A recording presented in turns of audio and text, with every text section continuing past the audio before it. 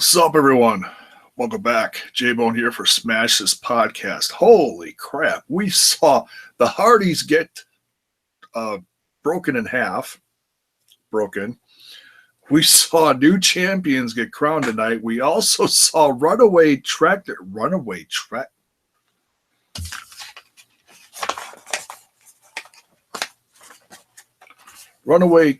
want to talk about the Runaway Tractors. Can we not talk about the Runaway Tractors? Thank you. That's not one of the highlights of the night.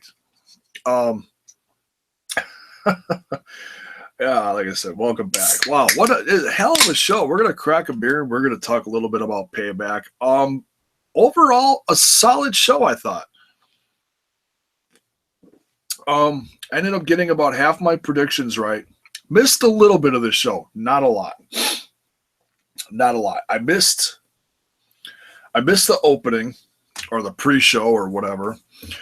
I did catch. Yeah, so I missed the Enzo and Big Cass against the club match, but I heard Enzo and Cass won. So that was one I got right tonight. I went 4 for 8. That's not horrible. It's not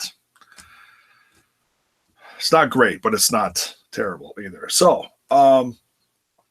interesting note from the Finn Balor on Miz thing. I missed part of it. I caught it partway through towards the end when Balor said he wants his Universal Championship back. Miz freaks out and he's like, hey, you know who's champion right now, right? Balor said something to the effect of, I don't care who's champion. I want a shot at it. So you got to wonder if that's going to like set up something, if we're actually going to get Finn versus Brock Lesnar somewhere in the future. Like he's going to like earn a chance to face him. Because right now everyone's talking about Strowman versus Lesnar for like SummerSlam or the next time that Lesnar comes back, which is supposed to be the debut of a new pay-per-view called Great Balls of Fire. Apparently it's replacing Bad Blood. I don't know.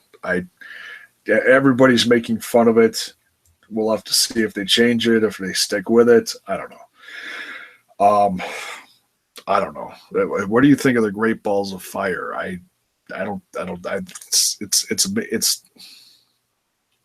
not sure how they can get the rights to that if it's somebody's song. I don't know. That's weird. But anyways, Jerry Lee Lewis is rolling over in his grave. I don't know. Oh shoot.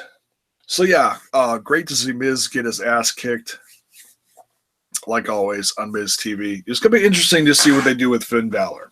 And we'll have to, see on Raw where it's gonna go. So maybe they'll start a thing where he starts to call out Lesnar, and then Lesnar eventually shows up. Who knows? I don't know. We'll have to see.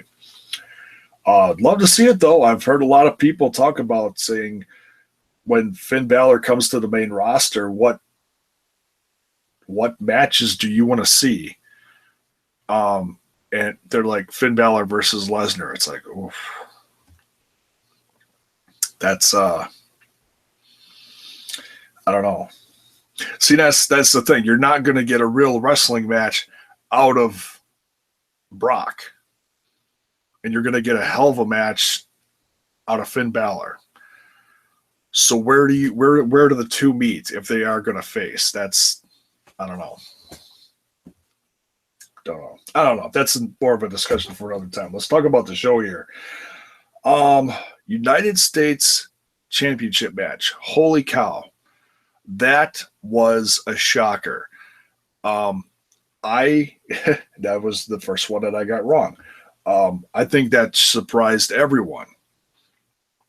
I don't think anybody It's like everybody knows that Jericho's leaving to go on tour with Fozzy soon. Everybody knows that. So I think everybody assumed that Kevin Owens was going to be Chris Jericho. But did you notice? And now it's all coming back now. Did you notice how much everyone was saying that Jericho? What if Jericho ends up on SmackDown? Did you notice how much everybody was saying that? Now it makes sense. Well, Chris Jericho is going to SmackDown, but he's still going on tour. So does that mean he goes to SmackDown and loses the United States Championship right away? And he had like one last hurrah? I don't know. I'm really shocked. I saw someone on Twitter the other day say that if Chris Jericho wins, he's going to end up being a two-time Triple Crown winner. Two-time Triple Crown winner. And that's because he won the United States Championship twice. So, yeah, sure as shit, I guess he is. Congrats, Chris Jericho. I mean, he seriously is one of the greatest of all time. I mean, he can still put on a hell of a show.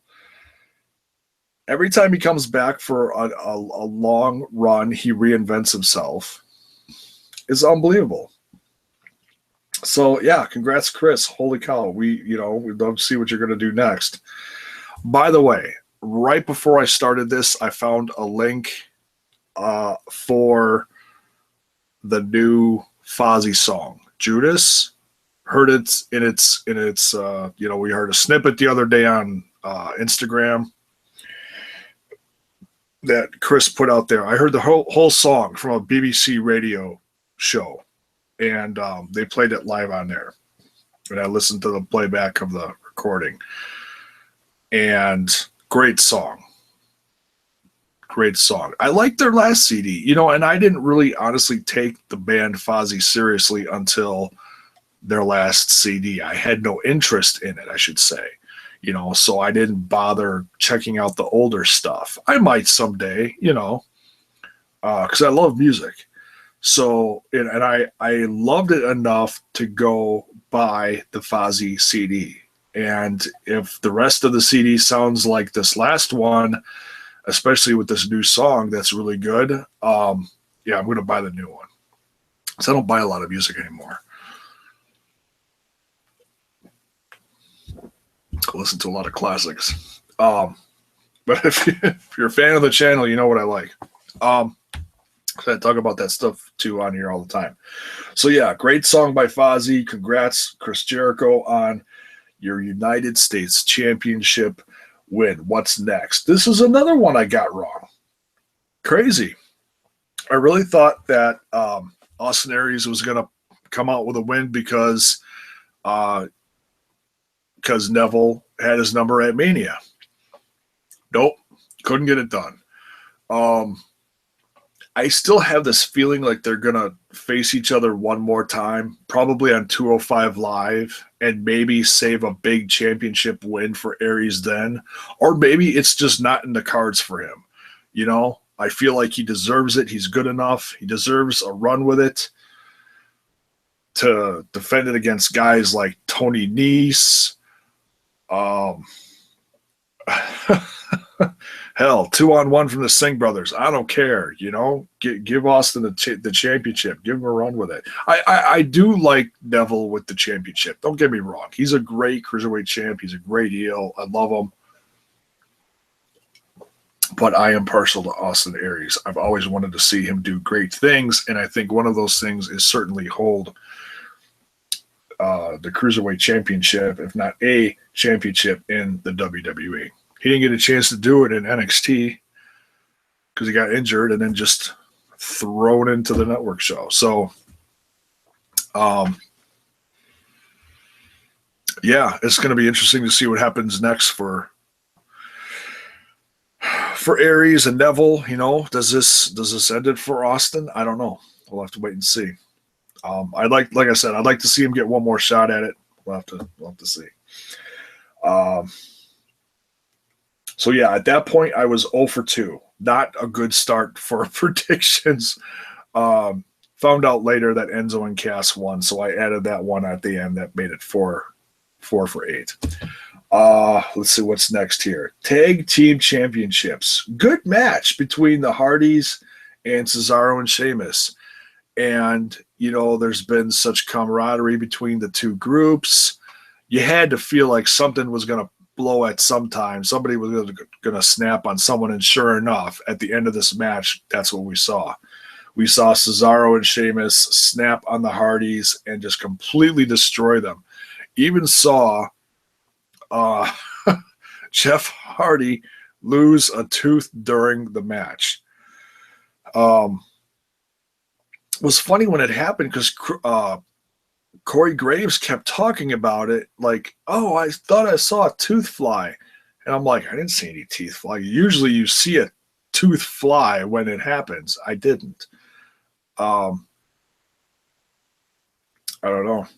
Just weird. But, for losing a tooth, it looks like there should have been a lot more blood or something. Usually when somebody gets busted, or maybe the tooth snapped. I don't know. It was weird. But there was no blood at all. There was blood from Matt Hardy. He got busted open somehow, some way. There was a big, if you notice towards the end there was like a big stream of blood going from his eye to his mouth. So I don't know if he was getting swung around, he got busted open, and the blood was started going down his face or something. You barely, it's hard to see. You have to go back and watch it. But I'm pretty sure that Matt Hardy somehow, some way got busted open somewhere. I don't know. It was weird. They kept the championships, but then got destroyed after the match. So I know there's going to be a ton of speculation now. There has been, as far as when are the Hardys going to get the broken gimmick in the WWE. Well, is this how they're doing it? Are they beating the Hardys down to the point where they are broken, and then the gimmick comes out? The personalities reveal themselves, Matt Hardy's been revealing it like crazy on Twitter. It's been hilarious. We'll have to see. I think Monday will reveal a lot. But even during the match, they're doing a lot of deletes, like even more than ever, Like he goes, especially, it's not so much noticeable with Jeff. Jeff just kind of does his thing. Jeff doesn't, he's charismatic, but he doesn't show a lot of character when he's out in the ring doing stuff. You see that a lot more from Matt Hardy. The gnashing of the teeth, the look, and the delete, and all the stuff he does when he gets into broken mode. But then he mixes it with the when he's up on the turnbuckle and whatnot. So yeah, one day we'll probably we'll get a hint of what's to come with with the Hardys. But yeah, if you haven't seen it, go to Matt Hardy's Twitter. It's flipping hilarious, all the stuff he puts. In fact, he just put something out a few minutes ago. I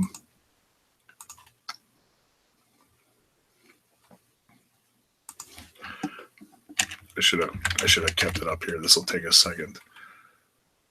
Now he's called Reborn by Fate.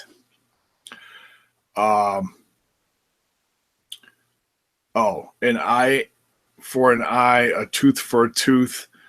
You mundane mule from Ireland, I will eat you. Well, that's about as broken as it gets. What else did he put on here? You obsolete heretics have no idea what you have just done. Oh, because Sheamus tweeted out, "Toothless and broken tonight was delightful." WWE hashtag WWE Payback. So yeah, he's all about, you know, getting the gimmick out there now. Yeah, still champs though. Hardy's still champs. That made the night 1 for 3 for me. That was finally got my first one right. Raw Women's Championship. I can't say too much about this because I didn't see the whole match. I saw like the first half of the match. Second half of the match, I had to go do something. Came back, found out who won. So yeah, Alexa Bliss got this one right too. Didn't when someone defends a championship in their hometown, it's always difficult to guess how it's going to go. Randy Orton goes to St. Louis, Missouri. Oh, he's got to win. No, he doesn't always win in his hometown. And in this case, Bayley's Bayley defended it at WrestleMania, so it wasn't her first defense. It was her first singles defense. Was it her first singles defense? I'm pretty sure it was. Yeah, I think a lot of people assumed that Alexa Bliss was going to become, but she made history tonight. So congrats to Alexa Bliss. She became the first woman to hold the SmackDown Women's Championship and the Raw Women's Championship. So, hey, hats off to Alexa. She's one of my favorites too. So, she was so funny on the Raw Talk, the after show. She's like, where's the balloons? Where's the streamers? So, Kurt Angle, get on that for tomorrow night's Raw. I'm sure, I'm sure she'll have some kind of glorious celebration when she shows up tomorrow night, wherever she is. Part 1 of the House of Horrors match. I know a lot of people didn't like this, and I did call part of this. I said what I personally wanted to see was like some kind of like spooky thing in a house, and it was rumored to be pre-taped. And of course there's people out there saying, "Oh, it's not live because the sun's not down in San Jose." Really, folks? Come on. Can we stop overthinking this for 2 damn minutes? It's like, really? I mean, who's to say they didn't shoot it live in Florida and then travel in the limo cross country in a matter of an hour and got to San Jose? It's possible. No, it's not possible. I'm just being goofy. No, it's kind of what I wanted. It's kind of what I expected, to do something out of the ring in some kind of outside location. And I felt they came across okay. Okay, the tractor was a bit much. I'll admit that. That was, when he got out of the limo, doors opening and shutting by themselves. Okay, that's fine. That's, haunted house-ish. The tractor running past by itself, and then the look on Randy's face when that happened, that was priceless. It was like, oh gosh, what are you guys doing? But then they started fighting in the house, and then the beatdown went from room to room. The special effects, the flashes of terror, and all sorts of stuff. So it was what I expected. So I liked, minus the runaway tractor, I felt it was okay. Was it the best thing I ever saw? No, but it's what I expected. So I was okay with it. And then they had to get to the ring, which was a little weird. I felt like they should have just one and done, all into one segment at the house. That's what I would have done. I felt it would have been better if, Randy went up in flames in a house and then dove out of the window to escape. And, he barely made it out with his life. And yeah, okay, I'm going way over the top here. But if you're going to go Vince McMahon got blown up in the freaking limo, then let's, if we're burning down houses and compounds, then okay, let's really, let's do this. Maybe that'll be in the next one. They'll burn down the whole house and someone will fly out of, second story window to save his own life. By the way, I'm free for the next pay-per-view. If you guys want to hire me for the writing of it, that'll work. I really shouldn't drink during these. Whatever. So yeah, that was okay. Then it went to. I heard the crowd hated it. By the way, I heard there were boring chants at the arena while they were playing it. That's what I heard. I don't know if it's true or not, but that's what I heard. Seth Rollins versus Samoa Joe. That one surprised me. I figured, okay, Seth Rollins got the big win at Mania. It's time for Samoa Joe to really clobber the hell out of Seth Rollins and come out with a big win. Great match. Just didn't get the ending. Was scratching my head at that one. And I thought since Seth Rollins squeaked out a win, then he would end up getting, completely pummeled afterwards. But we already had that earlier in the night with the Hardys, so I guess we can't get that twice. We just had Samoa Joe pulling out what was left of the hair on his head, shaking in the ring, looking very frustrated. And Seth Rollins hobbling up the ramp. Oh, man, yeah, I really wanted Samoa Joe to win that one. It is what it is. We'll see what's next for them. Because, man, if you're going to sell Samoa Joe as a destroyer, he really should have won that one. We'll see. Part 2 of the House of Horrors. In the ring, Bray Wyatt shows up. And my wife had gotten home from work then and had watched part of this up to this point. And she goes, Randy Orton's driving the limo, right? I was like, oh, stop.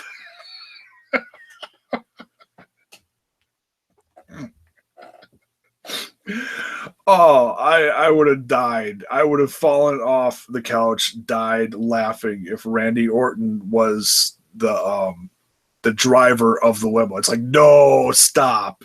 That's just silly. That's like when Teddy Long gets in the limo and Undertaker is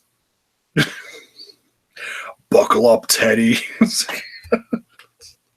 Oh shit.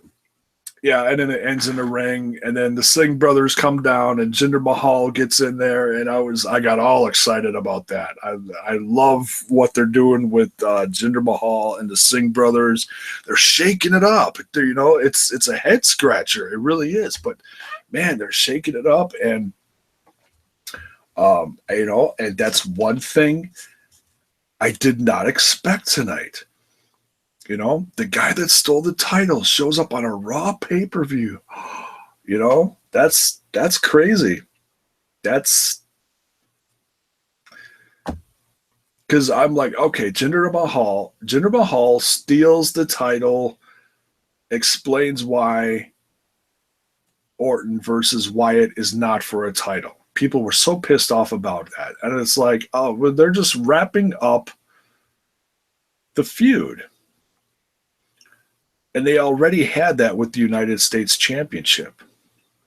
With the, oh, well, if this guy wins it, he goes to this brand. You can't do that twice, I guess. Whatever. So, they just like, okay, well, Jinder Mahal will steal the title, then we don't have to worry about the title being in the picture. But he shows up at the pay-per-view and costs Randy the match. Oh, it's beautiful. It's beautiful. I loved it. What, is that the Singh brothers? Yeah, that's the Singh brothers grabbing Randy Orton's legs as he's trying to beat Bray Wyatt. And of course, where the Singh brothers are, Jinder Mahal is as well. Oh man, good stuff. I loved it. Yeah, at least Bray Wyatt came off with the win here. Don't care how he got it. Don't care. Just happy he got it. And then, excuse me, we go into the Braun Strowman Roman Reigns match, which I knew was going to be brutal. I did not know it was going to be this brutal. Holy crap. You want to talk about brutal? That San Jose crowd. Oh my God. What the hell is the matter with you guys? Friggin' unbelievable. You deserve it. What? Come on. Whether you like a guy or not, to scream, you deserve it. That's what you scream at, like the biggest heel in the room. You know? Okay, see, Randy Orton takes out the Singh brothers, Jinder Mahal, and Bray Wyatt all at once. Gets his title back, leaves victorious at Payback, which that didn't happen, but I'm getting to a point. And then the crowd screams at the Wyatt family, you deserve it. That makes sense. To scream, you deserve it at Roman Reigns leaving battered and bloody. Okay, I don't care if it's fake blood or not. He sold the shit out of that. Roman Reigns is... I'm not saying he's my favorite, but damn, come on. Give the guy some credit. He looked like he was freaking dying at the end there. And at the end of the show. That was some sick stuff. That was crazy. Blood everywhere, spitting up. At the start of the talk, what is that? Raw talk.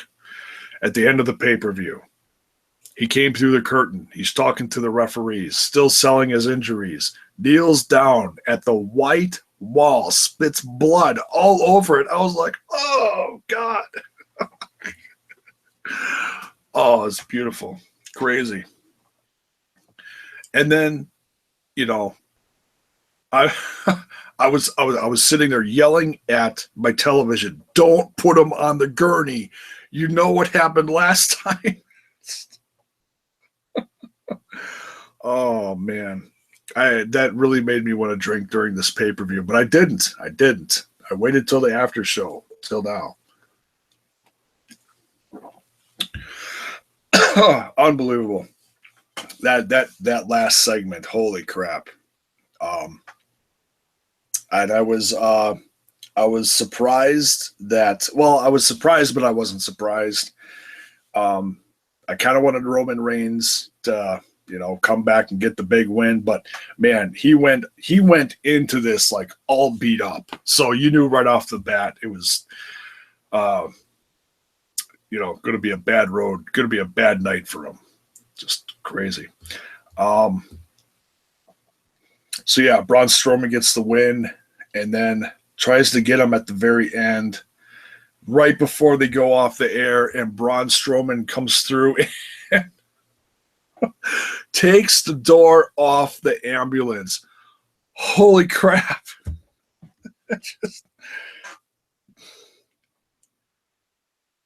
And then lands in a bunch of, what was that, Frito-Lay boxes?